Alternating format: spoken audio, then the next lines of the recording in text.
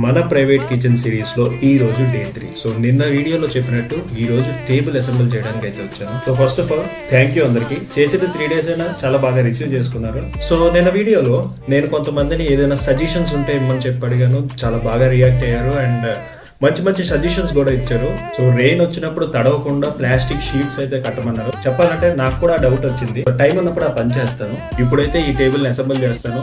అయితే కొంతమందికి ఈ టేబుల్ నేను ఎక్కడ తీసుకున్నాను, ఎంత పడింది అని చెప్పి డౌట్ ఉండొచ్చు. నేనైతే ఈ టేబుల్ ని నార్మల్ ఫర్నిచర్ షాప్ లోనే తీసుకున్నాను. ఫస్ట్ లో దీని కాస్ట్ 2000 రూపీస్ చెప్పారు, కానీ నేను కొంచెం బార్గెన్ చేసిన తర్వాత 1500 రూపీస్ కి అయితే నాకు ఫైనల్ గా ఇచ్చారు. వుడెన్ టేబుల్ తీసుకోవచ్చు, కానీ నేను బడ్జెట్ లో చేస్తున్నాను కాబట్టి ఈ ప్లాస్టిక్ టేబుల్ అయితే తీసుకున్నాను. సో ఇది కూడా బాగానే అనిపించింది నాకు. అండ్ ఫన్నీగా దీన్ని బిల్డ్ చేస్తున్నప్పుడు ఏదో పజిల్ చేస్తున్నట్టు కూడా అనిపించింది. అండ్ టేబుల్ డౌన్ లో ఏదైనా డిషెస్ కానీ వెజిటేబుల్స్ కానీ పెట్టుకోవడానికి చిన్న ప్లేస్ ఇచ్చాడు. అది నాకు బాగా నచ్చింది. సో అందుకని ఈ టేబుల్ సెలెక్ట్ చేసుకున్నాను. సో మొత్తానికి అలా టేబుల్ అయితే సక్సెస్ఫుల్ గా అసెంబుల్ చేశాను. సో ఇది ఎంత స్ట్రాంగ్ ఉందో ఏంటి అని ఒకసారి చెక్ చేశాను. ఎందుకంటే ఫ్యూచర్ లో దీని మీద వెజిటేబుల్స్ కట్ చేసినా ఇది స్ట్రాంగ్ గా ఉండాలి. అందుకని స్టేబుల్ గా ఉందో లేదో అని ఒకసారి చెక్ చేసుకున్నాను. ఇప్పుడైతే స్టేబుల్ గానే ఉంది. ఒకసారి దీని మీద ఏదైనా పెట్టి చూడాలి ఎంత ప్లేస్ తీసుకుంటుందని. సో అందుకనే నా దగ్గర ఆల్రెడీ ఉన్న air fryer and induction stove అయితే తీసుకొచ్చి ఎంత ప్లేస్ తీసుకుంటుందని చూశాను. సో బాగానే సరిపోయింది, ఏం ప్రాబ్లం లేదు, ఇంకా ప్లేస్ కూడా ఉంది.